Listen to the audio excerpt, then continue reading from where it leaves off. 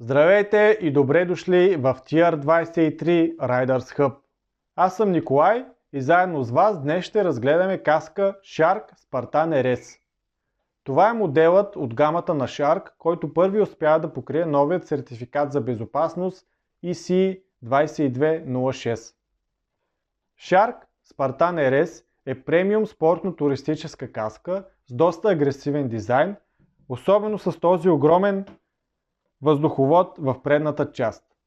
Това е каска, която или ще харесате от първия поглед, или ще ви е изключително грозна.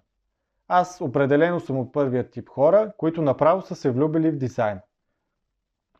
Въпреки че за хора като мен, мотовлогари, огромният въздуховод в предната част е доста непрактичен и би ни създал изключително главоболие в търсенето на начин да закрепим каската, на мен ми харесва агресията, която придава на каската.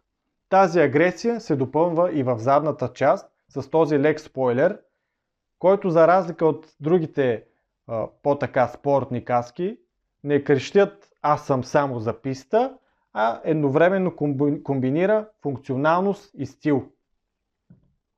От тук излиза и горещия въздух, който преди това е минал през каската, за да ви охлади, а свежият такъв влиза както от този огромен въздуховод отпред, който се отваря посредством ето това плъзгащо се пинче,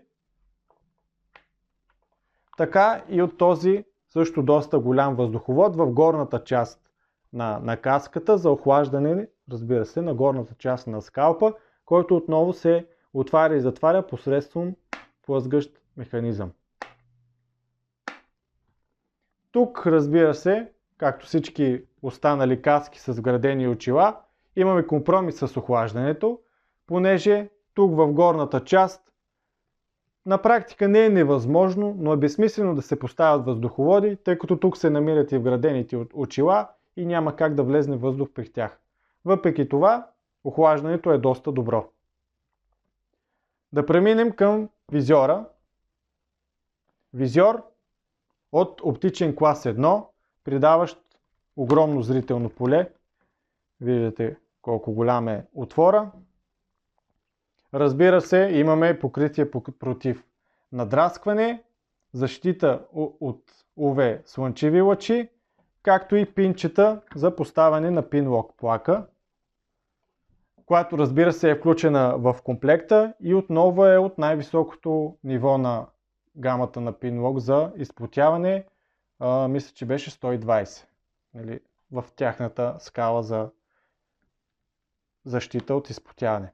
Самият визьор има изключително приятен механизъм с ето тези направо безброй пинчета, които спомагат за това визьора да се закрепи, да се остави в отворено положение, така общо взето, така както ви е кеф. Може да е отворен така малко повече за летните дни, които искате да имате повече свеж въздух. Може да се отвори наполовина, на цяло. Другото, което прави впечатление, е, че не е като по-бюджетните каски, където доста отчетливо се чува преминаването от едно пинче на друго, доста така се чува щракането. Тук такова на практика липсва. Ето виждате по колко малко може да се бута визьора и си седи в позицията, в която сте го оставили. Лек минус е заключващия механизъм, който е както на повечето нови модели на Shark, тук отпред. Заключването не е минус, няма какво да ви изненада, натискате надолу, заключва се каската, но за разлика от другите по-бюджетни модели, тук не може да го подхванете визьора и да го отворите, а трябва да натиснете ето това копченце тук в долната част, което на практика освобождава визьора, вече да не е заключен, и да бутнете нагоре. Не е нещо кой знае какво, но определено като карате и сте с ръкавици, ще ви трябва едно-две отваряния, за да свикнете с него. Както виждате, аз тук докато да снимам ревютата, вече му свикнах и няма никакви проблеми с един пръст на практика. На мен лично ми е най-лесно. Ето така натискате и бутате нагоре. Да преминем и към вградения визьор, слънчевите очила, които отново са с механизъм различен от повечето модели на пазара, който не е с пружинка и очилата да са или в отворено, или в затворено състояние. Тук отново може да се регулира това колко са спуснати очилата в 38 различни позиции. 38 пинчета има, подобно на тези пинчета на главния визьор. Ето тук. 38 различни места, на които може да си оставите очилата. Ето виждате, спускат се малко до средата. Може да ги ползвате само отгоре да действат като сенник. Прави впечатление и колко ниско слизат. Аз лично не съм виждал на някоя друга каска да слизат под нивото на носника. Тук едвам влиза съвсем малка част от пръста. Слизат доста ниско, като по този начин покриват на практика изцяло зрителното поле и не са като другите каски, които слизат до някъде, да кажем до тук, и точно където е тази линията на очилата и там където вече не покриват зрителното поле, се образува едно изкривяване на образа.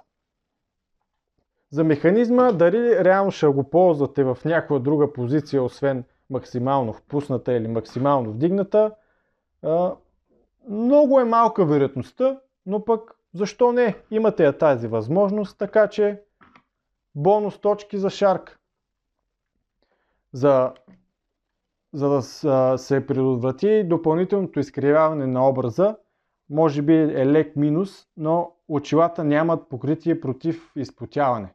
Това, пак казвам, нарочно е направено, не с цел икономия на средства, все пак това е каска в премиум класа на гамата, така че тук не са търсени средства за спестяване. Такова покритие не е поставено, за да се избегне нежеланото изкривяване на образа. Да преминем към вътрешността на каската. Тук отново се вижда премиум нивото. Чакайте да му приберем очилата, да извадим тук всички хартийки, табелки. Без да ги късаме, разбира се. Виждате много високо ниво на вътрешността. Имаме тук в долната част детайли от синтетична кожа, акценти, ето тук по края. Акцент, който продължава и тук около бузите.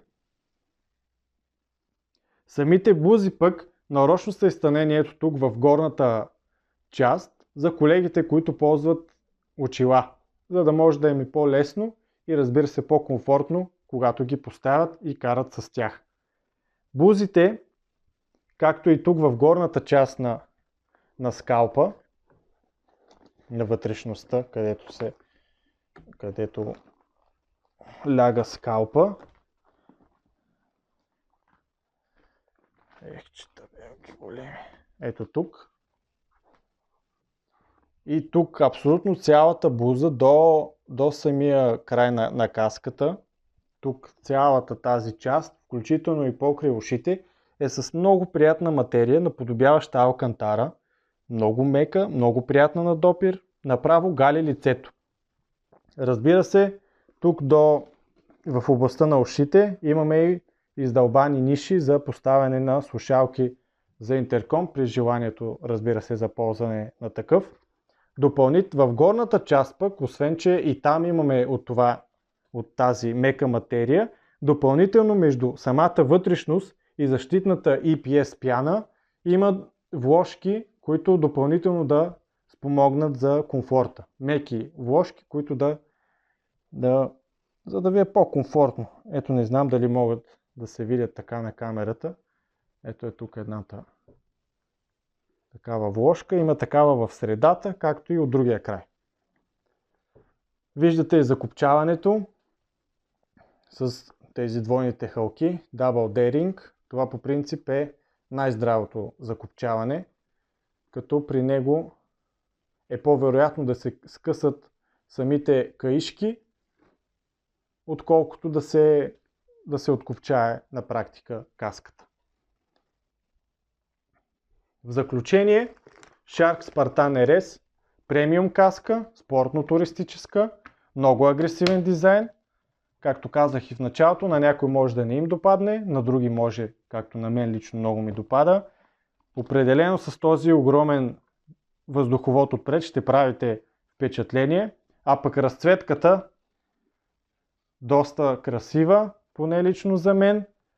Тя е на френският MotoGP пилот Йохан Зарко, а дизайна е специално от състезанието в Остин, Америка. Както знаете, или ако не знаете, Shark е френска марка, съответно френски пилот я ползва. Тази каска е налична в размер S, а цената й е 320 евро. При интерес за закупуване може да ме последвате в другите социални мрежи.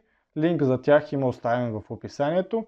Там ще намерите и по-подробни снимки на каската, както и ще можете да се свържете по-лесно с мен. Надявам се това видео да ви е било полезно. Ако не искате да пропускате други такива на мотоекипировка и мотоаксесуари, може да се абонирате за канала. Благодаря за вниманието, казвам ви чао и ви очаквам в следващото видео.